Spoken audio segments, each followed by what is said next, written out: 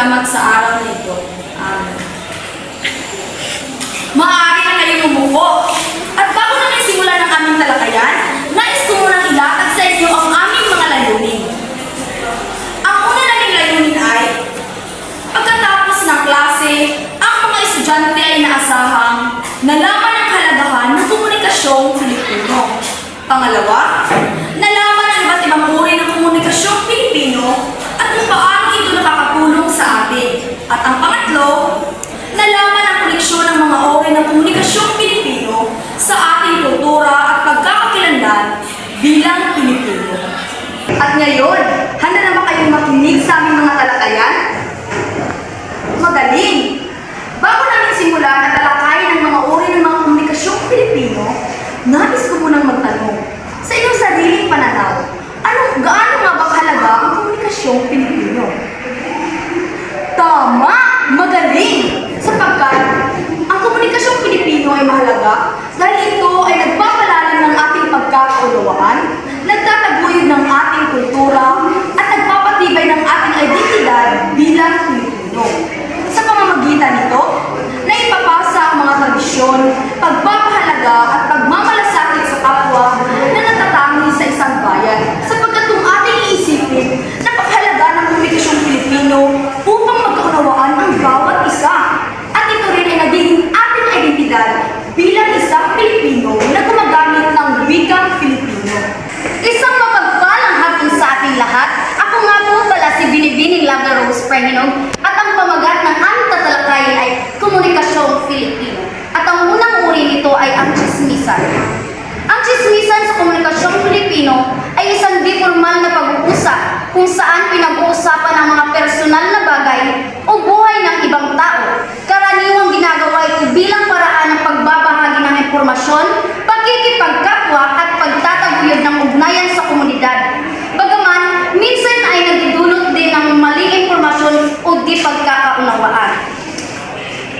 Ang tsismisan ay hindi masama kung ito ay ginagawa sa mabuting paraan. Ngunit kung magbibigay ka ng mga maling impormasyon, ito ay magdudulot ng hindi maganda. Halimbawa na lamang, ako ay may kakilala at nalaman kong siya ay may maling ginawa at ipinagsasabi ko ito sa mga ibang tao. Ito ay magdudulot ng hindi pagkakaunawaan mula sa akin at sa kanya. Sa panunuring papel na kaya nakikinig ang lupa at lumilipad ang balita, ang tsismis at ang tunggalian ng uri ng lipunang Pilipino ni De La Cruz 2014. Inilahat ang gampanin ng tsismis at pagbabagong tingin dito, lalo ginagamit ito ng mekanismo na nagtutunggaling antas ng lipunan. Sa talakay ni Magay 2002, pinakamalapit nitong katumbas ang gossip sa Ingles at chisme sa variety nito sa Espanyol. Ang mga ito ay bali-balitang walang batayan o kung mayroon man ay dapat na sarilinin na lamang. Sa ating wika, tiyak sa Tagalog, may katumbas ito na sabi-sabi, bulong-bulungan, usap-usapan, kwento-kwento, alingas-ngas at bali-balita. Minsan ay nagdudulot ng maganda kung ikaw ay nagbibigay ng mga positibong impormasyon. Halimbawa na lamang kung nakamit ng iyong kapitbahay ang kanyang mga miningiti sa buhay. Yun ay positibo kung yun ay ibibigay mo o ibabahagi mo sa ibang mga tao ang kanyang mga napagtagumpayan sa kanyang buhay. Ngunit minsan ito din ay nagsasanhi ng hindi maganda kung ikaw ay nagbibigay ng mga hindi kaaya-ayang mga impormasyon sa ibang tao. Halimbawa, ako may akong silingan, tapos yabuntisan siya, tapos ako panchismis sa lain na tao, which is dili siya dayaw sa pananaw, o bisan pa sa mabati ng mga tao, dili gayud siya madayaw. So, syempre, kay ako yan to di tabi-tabi, tapos dili madayaw. May posibilidad na magpakamatay o ma-depress ani sa katao tungod sa ako pagpakanap ng impormasyon na dili madayaw.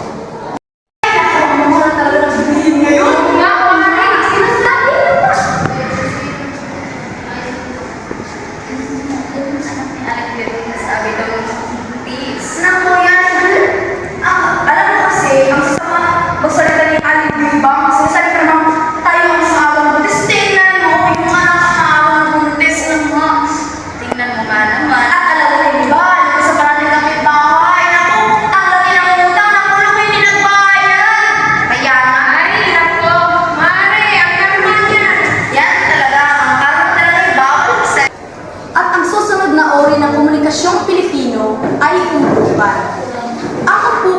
Komunikasyong Pilipino ay isang di formal na pagtitipon o usapan ng isang maliit na grupo. Kadalasan sa mga kaibigan, kapitbahay o magkakakilala sa isang komunidad. Nagaganap ito sa informal na setting tulad ng kalsada, tindahan o bakuran, kung saan ang mga kalahok ay malayang nakikilaho at nagbibigay ng opinyon sa anumang paksa mula sa personal na buhay, balita at pang-araw-araw na isyu. Isa sa mga halimbawa nito ay hanggang sa mga estudyante na natapos sila sa isang katindahan ay gikan sila kapalit. Tapos mag-istorya sila tungkol sila mga kinabuyo, kumusta namin sa ila, kung niya ako may kwarta, kumusta nila pag-eskwela, yan ang kinumustahin dyan. Ang umpukan ng chismisan kay may pagkaparipaya na siya, galing ang sa umpukan, kaya gapukan sila sa kumangge mismo na yung tabo. Ibala nila istoryahan ito muna sa mga kinabuhi nila, sa mga issue, which is positive ka. Ang chismisan kaya niya epekto is duwa, which is madayaw o dili. Pero sa umpukan kay lampukan ni Kaina is simple na lang siya na pag-istoryahan ng kada isa. At sa ako, nakita kami sa ako amigo sa kalsada, yung istoryahan kami, yung kinumustahay kay tungod bago pa kami nagkita, yung hinabo sa akong kinabuhi, kumusta ng pag-eskwela, o kami sa example ng umpukan. Yung na yung ginagawa ko ngayon kasi ang kami natin before dito mo, or na yun ako. Puro na yun na! Hindi ako nandito.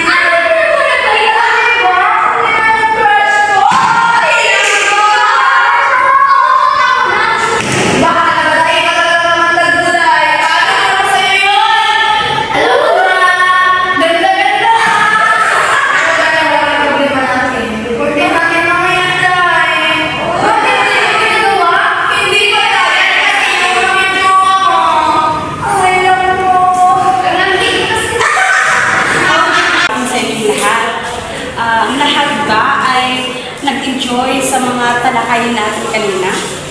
Ngayon ay dumako naman tayo sa panibagong usapin at ito ay talagang magugustuhan ninyo ngayong hapon. So, bago ko itatulakay ang ating talakayin, ay nais ko sana sapakin niyo ang iyong katabi upang sila ay magising dahil dadako na tayo sa usaping isang malalim na termino na kung saan ay paloob sa ating pang-araw-araw na buhay. Ngunit hindi madalas natin napapansin ang tungkol sa pagbabahay-bahay. So ano nga ba yung pagbabahay-bahay? So nais sanang itanong sa inyo kung ano nga ba ang nasa isip niyo ang tungkol sa pagbabahay-bahay. Tama, magaling. Ang pagbabahay-bahay, isang terminong tumutukoy sa paglapit-lapit sa mga lugar o tirahan upang mangalap ng impormasyon or serbisyo o kundi kaya ay minsan ay gawang tungkulin. So ngayon ay meron tayong mga halimbawa dito na maaaring madali mong maunawaan kung ano nga ba itong pagbabahay-bahay. So ngayon ay unahin natin ang halimbawa ng pagbabahay-bahay ay ang Bible sharing. Ang Bible sharing, ito ay isang gawaing komunikasyong panrelihiyon na kung saan ay ginagawa ng iba't ibang grupo sa ating komunidad. Gaya na lamang ng mga saksi, Iglesia ni Cristo, o Katoliko, iba pa. Diba alam naman natin na itong mga kagaya na lamang ng mga saksi, diba, na talagang pumupunta sila sa bahay-bahay upang makapagbahagi ng kanilang pananampalataya o natuturo o nagpapalaganap ng pag-asa tungkol sa kanilang relihiyon. So itong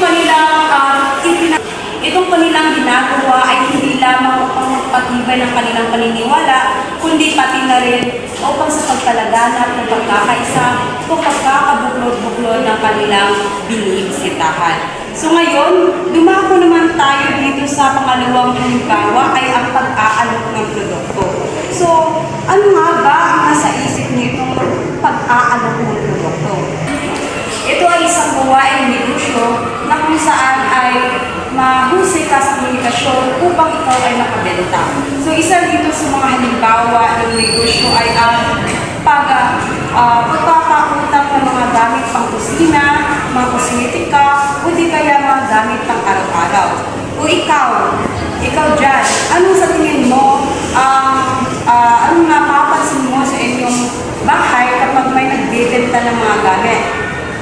tama. O, di ba? Yung kanilang ginagawa ay talaga manghihikayat sila sa iyo upang makabili ka sa kanilang mga produkto. Talaga nakikita mo na talagang mahusay silang makipag-usap upang madali silang pagkatiwalaan ng kanilang mamimili. So ngayon ay dumako naman tayo sa pangatlong halimbawa ng pagbabangal. Ito ay isang masensitibong usapin. Ito ay ang pagtutukhang. Pagtutukhang isa itong tumutukoy sa kontrobersya na estratehiya na ginagamit ng mga pulsiya noong panahon ng kampanya ng anti-druga ni Rodrigo Roa Duterte. Diba? Naalala natin na ito talagang ginagamit ng mga opisyal ng mga pulsiya na pupunta sa bahay-bahay upang mangarap ng informasyon upang malaman kung sino yung mga suspect na gumagamit ng droga. Itong ginagawa nila, ang layunin nila ay upang naiwasan ang hindi pagkakaunawaan ng biktima at ang mga tao ng gobyerno. So dito naman tayo sa survey para sa census. Ito ay isang gawain. Ito ay ang mga taong inatasan mangalap ng mga datos mula sa bawat pamilya upang malaman ang bilang ng miyembro nito, lalo na sa panahon ng eleksyon. So lalo na ngayon, di ba? Alam natin na talagang meron ng mga taong pumupunta sa bahay upang malaman kung ilan kayo doon para upang mabigyan kayo ng alokasyon na ang mga makukunan ng gobyerno na makagawa ng informadong desisyon na makikinabang sa buong komunidad. Hindi atin kundi sa komunidad. So ngayon, doon naman tayo sa panghuli natin ay ang pangkalusugang servisyo. Ito ay karaniwang ginagawa ng barangay health worker or BHW na sila talaga ang inatasan upang magpunta sa bahay-bahay upang alamin kung sino yung mga taong hindi makakabili ng mga pangkalusugan o kaya gaya na naman ng mga bakuna or iba pa. Ito yung kanilang mga trabaho upang talaga ay mabigyan ng solusyon ang mga taong hindi kayang bumili ng kanilang pangangailangan, lalo na sa kanilang kalusugan. Naway, kung mayroon kayong matutunan sa aking itinalakay ngayon, ito ay ang tungkol sa pagbabagay.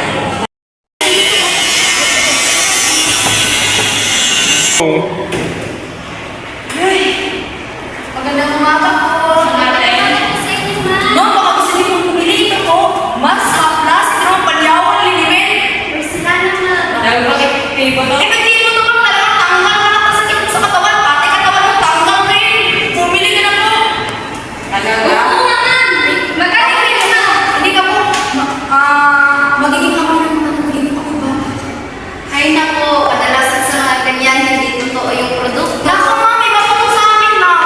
Baka sigurado marami sa ako. Oo nga, maganda. Hindi na tayo ma'am. Unahan na lang po. Dapat man tayo sa pang-apat na uri ng komunikasyong Pilipino.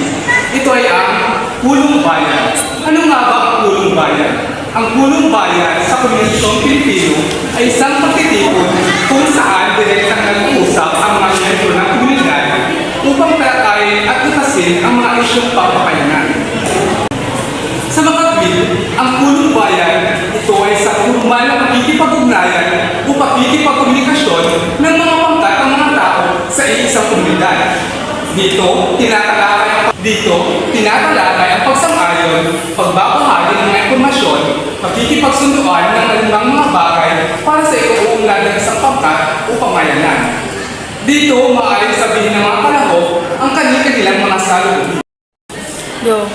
Iba pang halimbawa na nagpapatawag ng pulong bayan ay ang mga halal na leader. Katulad na lamang ng opisihal, kapitan, gobernador o congressman. Kadalasan ang mga katungkulan na ito ang taunang pagkukulat ng Pangulo ng Pilipinas sa sambayanan tungkol sa pangkahalagahan ekonomiya, panlipunan at iba pa. Sa lalawigan naman, o munisipyo at barangay, nagbibigay rin ng State of the Nation Address. Kagaya na lamang ng tinatawag natin sa lalawigan at sa munisipyo, meron tayong tinatawag ang may mga katungkulan sa gobyerno ay nagpapatawag ng punong bayan upang direktang makipanayam sa kanyang nakasasakupan. Iba pang halimbawa na nagpapatawag ng punong bayan ay ang mga ahensya ng gobyerno na may mga programang pang-kaunlaran. Pangatlo, Peoples of Non-Government Organization na may programa na sinusulong na proyekto o advokasya. Pang-apat, progresibong grupong namumubilisa ng mga tao laban ng pang-api ng mga nasa kapangyarihan o nagnenegosyo. Pang-lima, pribadong institusyon na nais mga kapital para sa isang negosyo o patupad ng aktibidad bilang bahagi ng Go! Pang-anim, informal na leader o nagmamalasakit ng mamamayan nagtataguyod sa kapakanan ng mga kababayan. Go! Magandang umaga sa inyo mga kapatid. So, nandito kayo ngayon sa umaga ko sapagkat ating tatalakay ng gagawin natin proyekto. Ito ay panilaw sa daan. Maganda nga yung kapitana dahil sobrang liblib ng lugar at sobrang dilim kung kaya kailangan na kailangan natin ang mga daan upang ang mga tao na hinarado ay magkailan. Tama ka. At marami rin kasi nagreklamo sa ating mga kababayan natin na natatakot na silang lumabas ng gabi lalo na sobrang dilim. Kung kaya ito ang naisipan ng proyekto. Tama nga yan. Meron ba kayo naisipan? Okay, nice to meet you, Sir Kapitana. So, saan tayo kukuha ng budget para dyan? So, kukuha tayo ng budget galing sa gobyerno. Pagpapropose lamang ako ng proyekto sa kanila at sila nang magbibigay sa akin ng budget upang maisagawa ang ating gagawing proyekto. Paano kaya tayo nakakasiguro kapitana na ito ay kanilang bibigyan ng pansin? Huwag kayong mag-alala sapagkat gagawin ko ang aking makakaya upang ikay kanilang bigyan ng pansin upang magawa ang ating proyekto. At dito lang, yun lamang sa sana. Masabi na rin sa inyo ng mga kapuhan na ito ang ating gagawing proyekto sa ating maraming salamat sa Sumako naman tayo sa kalimang uri ng komunikasyon ng Pilipino. Ito ay ang talakayan. Ano ba ang talakayan? Ang talakayan ay uri ng komunikasyon na formal o informal, na kung saan ay nagbibigay ng tiyak na paksa na maaaring nagbigay ang kasabi at nagsinig sa impormasyon na pinag-uusapan. May pitong halimbawa ng talakayan. Ang pang-una ay ang pang-classroom na talakayan. Ang pang-classroom na talakayan, ito ang Go! talakayan sa silid-aralan na pinagmumuan ng isang guro. So, pareho na lamang sa isang guro na nagbigay ng pag-uulat sa kanilang estudyante. Pangalawa naman ay ang symposium. Symposium. Mga talakayan na karaniwang ginagamit ng mga ahensya ng pamalayo upang ipaalam sa mga barangay o komunidad ang mahalagang impormasyon. Pareho na lamang sa barangay na mag-agenda upang iparating ang gustong plano para sa pag-unlad ng kanilang barangay. Ang pangatlo naman ay ang panahon ng humihiya sa simbahan. Pareho naman na lamang ng passport na nagbigay ng mensahe. Pang-apat ay ang sesyon ng opisyal. Ito ay naganap kadalasan sa pagdiskusyon ng mga taong politiko sa pagsampag tungkol sa kanilang pamamahala at kalsaran ng bayan o barangay. Ito yung sa mga senador. Kaya sa pagitan ng mga alkalde tungkol sa pag-unlad ng kanilang mga bayan. At panglima naman ay ang asimilya. Ang talakayan ito ay pangkalahatang gamitin sa lahat ng uri ng pangkat, ahensya, institusyon at iba pang maramihang kasapian ng kasulatan ng impormasyon. At ang halimbawa na lamang ito ay ang pagdinig sa Senado tungkol sa mga isyu ng korupsyon. Ito ay ang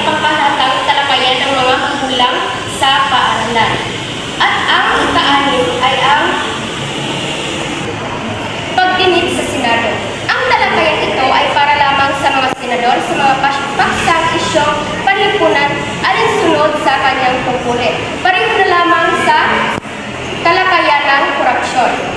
At ang ikapito, telebisyon, panradyong talakayan at iba pa. Tumutukoy ito sa iba't ibang talakayan, programa, panradyo at telebisyon na narinig at napanood sa media. At ang halimbawa na lamang nito ay talakayan sa radyo tungkol sa mga isyu sa politika. At yan lamang. Umako naman tayo sa komunikasyong liberal. Ano nga ba ang komunikasyong liberal? Ang komunikasyong liberal sa komunikasyong Pilipino ay pagpapahayag ng damdamin o mensahe gamit ang kilos, galaw, ekspresyon ng mukha, tono ng boses, at iba pang hindi binibigkas na paraan tulad ng pagtaas ng kilay o pagwiti. Ang di-verbal na komunikasyon, ito ay tumutukoy sa pagpapahayag ng damdamin sa loobin o mensahe na hindi gumagamit ng mga salita. Meron akong 6 na halimbawa dito. Una, pagtaas ng kilay. Karaniwang ginagawa ito bilang tanda ng pagkilala o pagbati sa isang tao, lalo na kung malayo siya. Ikalawa, pagngiti. Isang simpleng ngiti ay nagpapakita ng kasiyahan, pagbati o pag-aproba. Ikatlo, pagmano. Isang paraan ng pagpapakita ng paggalang sa mga nakakatanda. Kaapat, pagtaas ng boses. Maaari magpahiwatig ng galit o pagkabahala. Ang pagbabago ng tono ng boses ay madalas na nagpapakita ng damdamin na nagsasalita kahit hindi na ito diretsong sinasabi. Panglima, ay pagtango o pag-iling. Ang pagtango ay tanda ng pagsang-ayon, samantalang ang pag-iling ay nagpapakita ng pagtanggi o hindi pasang-ayon. Ika-6, pagtitig o ay kulita. Maaari magpahayag ng interes, katapatan o minsan ay hamon o galit depende sa paraan ng pagtitig. At yun mo.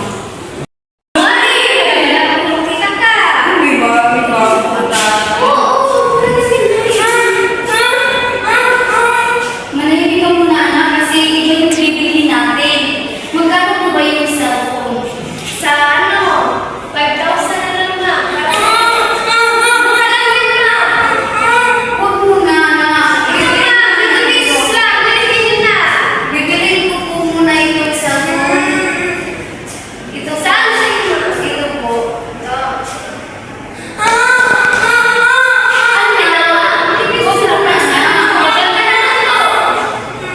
Sige na na. Ito na. Maganda na ako sa'yo, anak.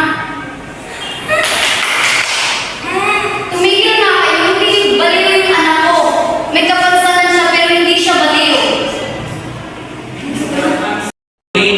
Uri ng komunikasyon ng Pilipino ay ang mga ekspresyong lokal.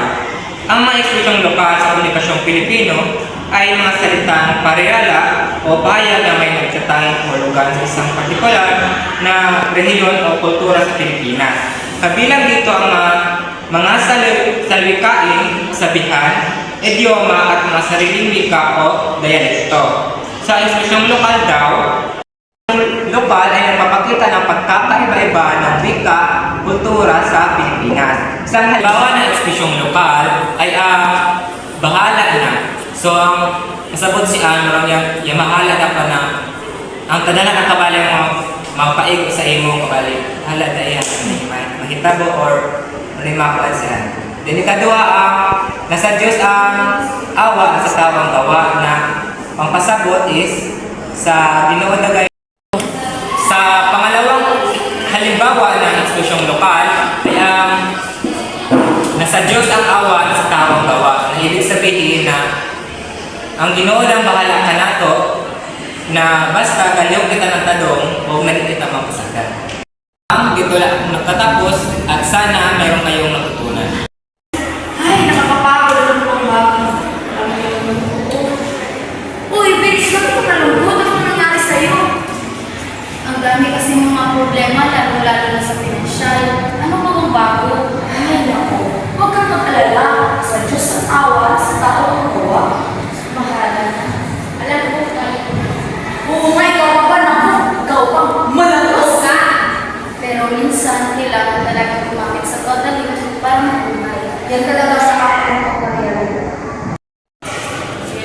At dito nagtatapos ang aming pag-uulat patungkol sa komunikasyong Pilipino.